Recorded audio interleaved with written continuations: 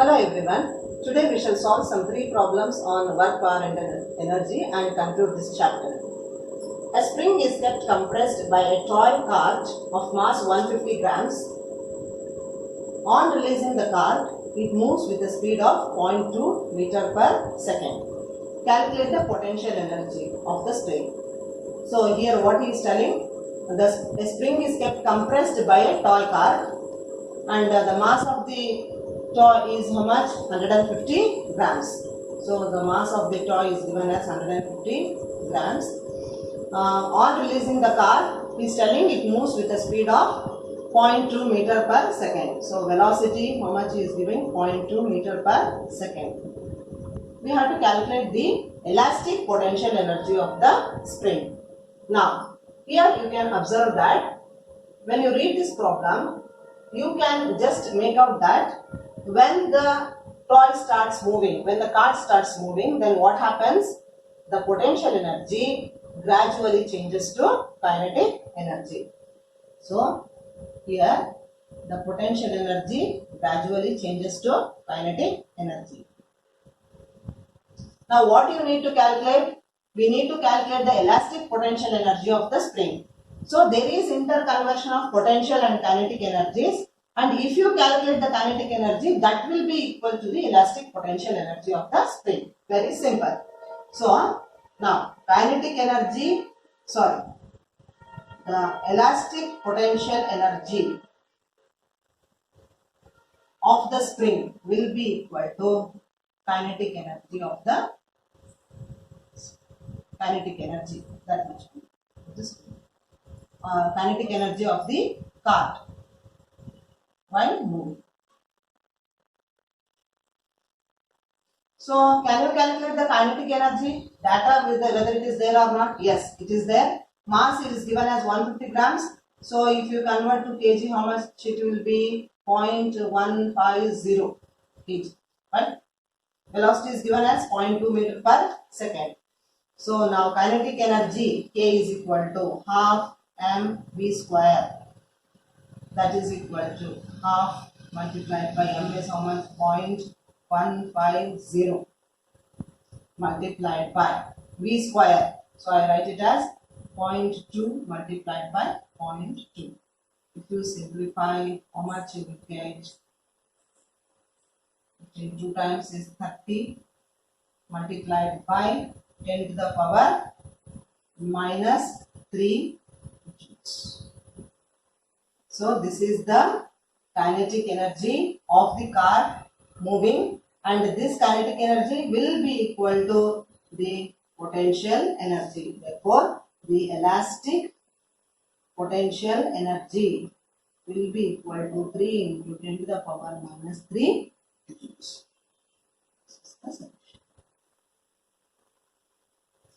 So this is a problem about the interconversion of potential and kinetic energy. Next, one more interesting problem we shall take. The diagram given below shows a ski jump. A skier weighing 60 kg stands at A at the top of ski jump. He moves from A and takes off for his jump at B. Now, this figure if you observe, this is a ski jump and the person weighing 60 kg, he is standing at A and then he moves from A and takes off his jump at B. So these are the points A and B.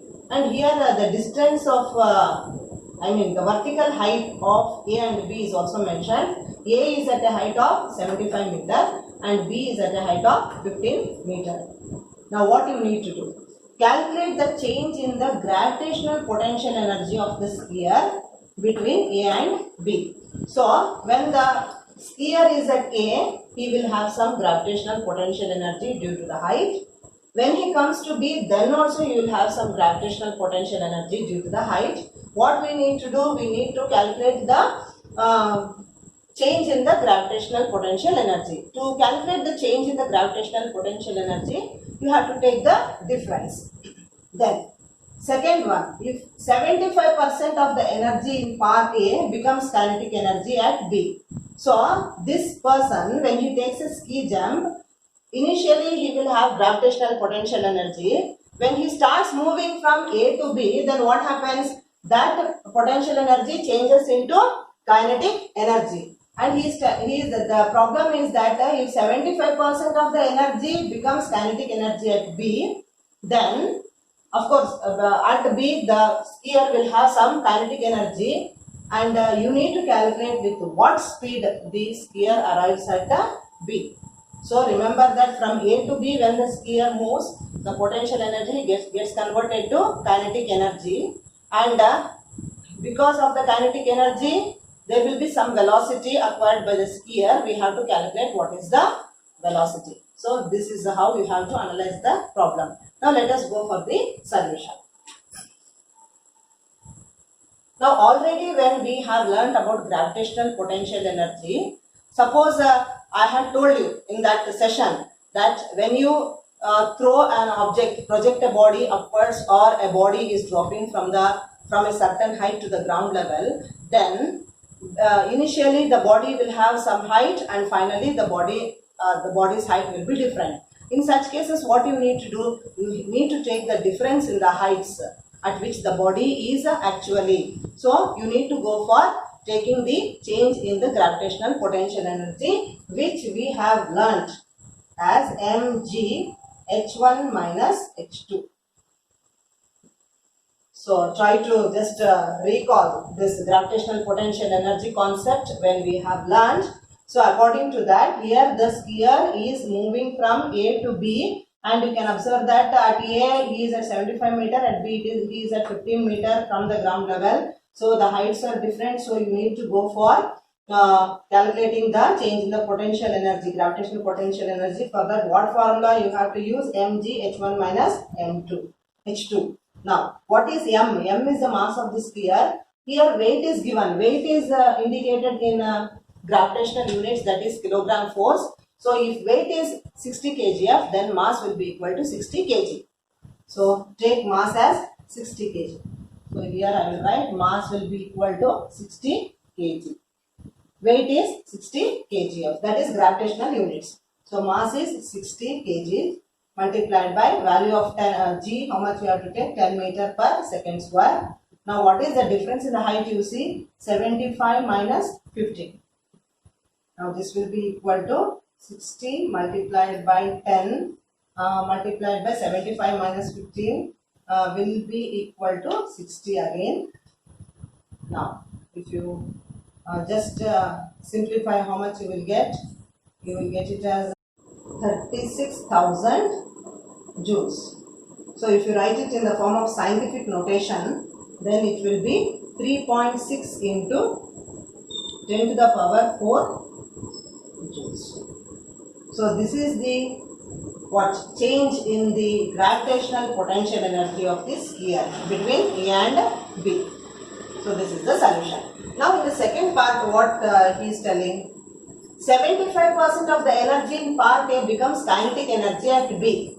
Now how much energy we have calculated here? We have calculated the energy as 3.6 into 10 to the power 4 joules. In this 75% you need to calculate that what it is becoming. It is becoming kinetic energy at B. So now 75% of 3.6 into 10 to the power 4 joules. How much it will be? This will be equal to 75 by 100 multiplied by 3.6 into 10 to the power 4. If you simplify, you will get it as 2.7 into 10 to the power 4 joules. Please try to simplify this one. How much will be 75% of 3.6 into 10 to the power 4? It will be equal to 2.7 into 10 to the power 4 joules. Now what is this? This will be the kinetic energy of this sphere at B. So this is the kinetic energy of sphere at B. Okay. Now, so if the 75% becomes kinetic energy, what you need to calculate? You need to calculate the speed at which the sphere arrives at B. So now this kinetic energy relation we know. How much it will be? Kinetic energy expression as we know, K is equal to half mv square. Now how much kinetic energy we have got? 2.7 multiplied by 10 to the power 4 joules. Okay, this is equal to half into what is the mass of the person? 60 kgs multiplied by b square. Okay, simplify 30 times. Now if you just simplify, you will get v square is equal to 900. Therefore this implies v is equal to square root of 900 is equal to 30 meter per second. So this will be the velocity of this skier when he arrives at B. So this is the solution. So initially what is happening? There is change in the gravitational potential energy. 75% of this energy becomes kinetic energy. So what will be the kinetic energy of this skier? It is 2.7 into 10 to the power 4 joules. Now if that is the kinetic energy, what is the speed or velocity? It will be equal to 30 meter per second. So quite an interesting problem.